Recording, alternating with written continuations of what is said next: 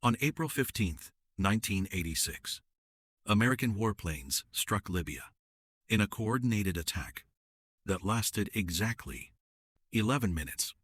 40 targets were hit simultaneously across two cities.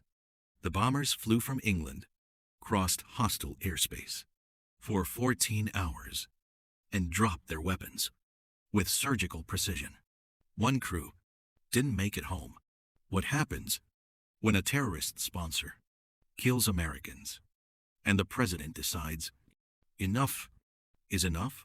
Operation El Dorado Canyon was the United States military response to Libyan-sponsored terrorism. It came 10 days after a bombing in West Berlin killed 2 American soldiers and injured hundreds. Intelligence intercepted messages proving Libya's involvement.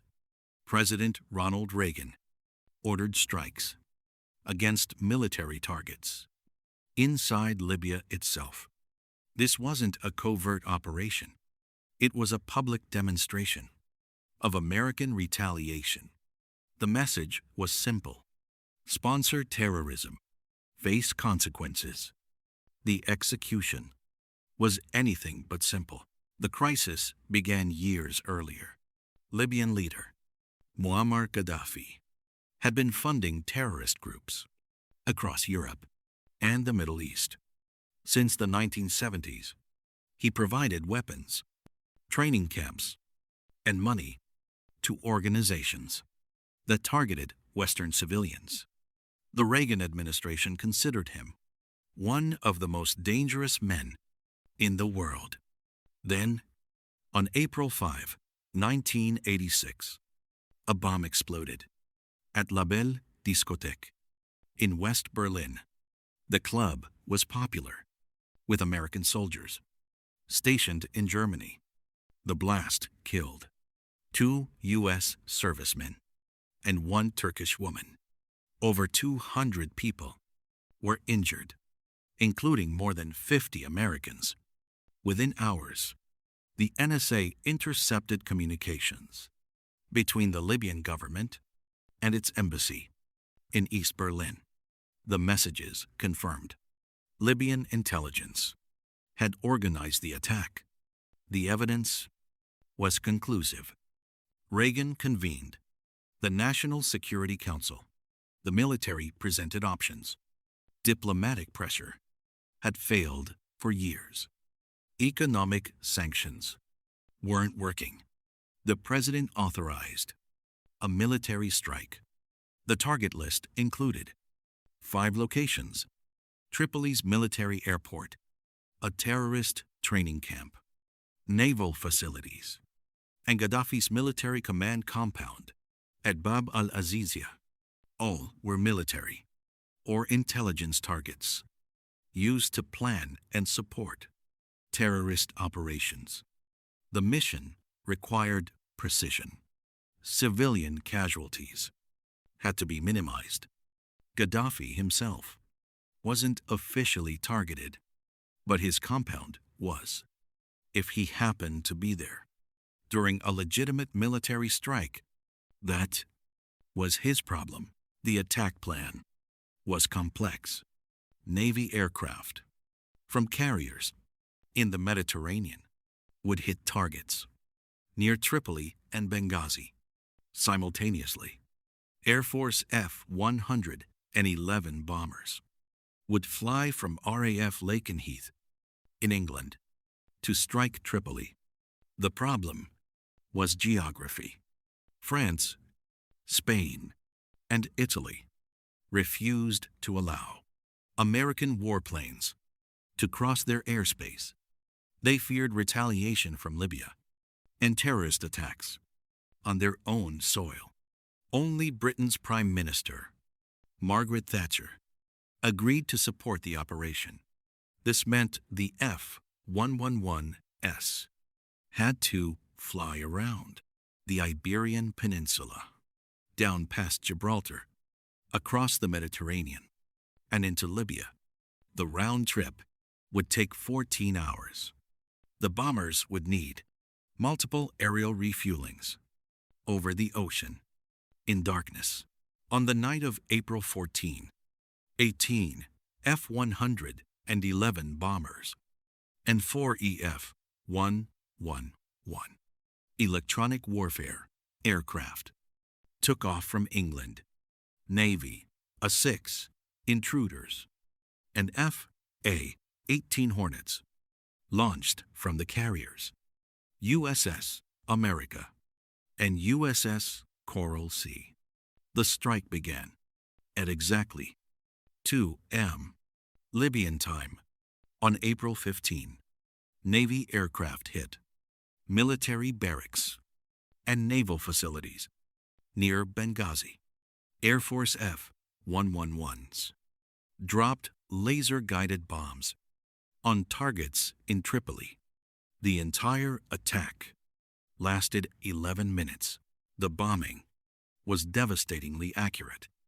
At Bab al-Azizia, bombs destroyed the command center and military buildings. Gaddafi survived because he had moved to a different part of the compound minutes before the strike. His 15-month-old adopted daughter was reportedly killed, though this remains disputed. At Tripoli airfield, multiple Il-76 transport planes were destroyed on the ground, along with hangars and fuel storage. The city Bilal terrorist training camp was heavily damaged. So was the Jamahiriya barracks, used by elite military units. But the mission wasn't flawless. One F-111 bomber, call sign Karma 52, was lost. The crew was Captain Fernando Ribas Dominici and Captain Paul Lawrence. Their aircraft disappeared during the attack run over Tripoli. No distress call was ever received. Wreckage was later found in the Mediterranean. Both crew members were killed. Whether they were shot down by Libyan air defenses or suffered mechanical failure remains unclear. They were the only American casualties of the operation. International reaction was mixed. Britain and Israel supported the strikes. Most of Europe condemned them as excessive and illegal under international law. The Soviet Union called it an act of aggression. Arab nations denounced it, while privately agreeing Gaddafi was a problem. France's refusal to allow overflight became controversial. President François Mitterrand defended the decision as protecting French citizens from retaliation. American officials privately called it cowardice. El Dorado Canyon was a test of precision strike capability. Imagine trying to thread a needle from across a football field while running at night with someone shooting at you. That was the level of difficulty the F-111 crews faced. The aircraft used pave-tack targeting pods with infrared sensors and laser designators. Pilots could see targets on video screens and guide bombs with laser light, invisible to the naked eye. This technology was cutting edge. In 1986, the operation proved long-range precision strikes were possible. It showed that geographic distance didn't protect state sponsors of terrorism anymore. On April 15, 1986, American forces struck 5 targets across Libya in 11 minutes. The attack was a direct response to Libyan sponsorship of terrorism. 2 American airmen died. Libyan casualties remained disputed. The operation succeeded tactically, but divided international opinion. Operation El Dorado Canyon proved you could bomb a country from 3,000 miles away and be home for breakfast. The technology worked. The tactics worked. Whether it actually stopped terrorism is a different question. 2 American pilots died, executing a mission that took 11 minutes after a 14-hour flight. That's the cost of precision retaliation. If this story stayed with you, watch our next documentary, The Beirut Barracks Bombing. 241 Marines killed in 6 seconds.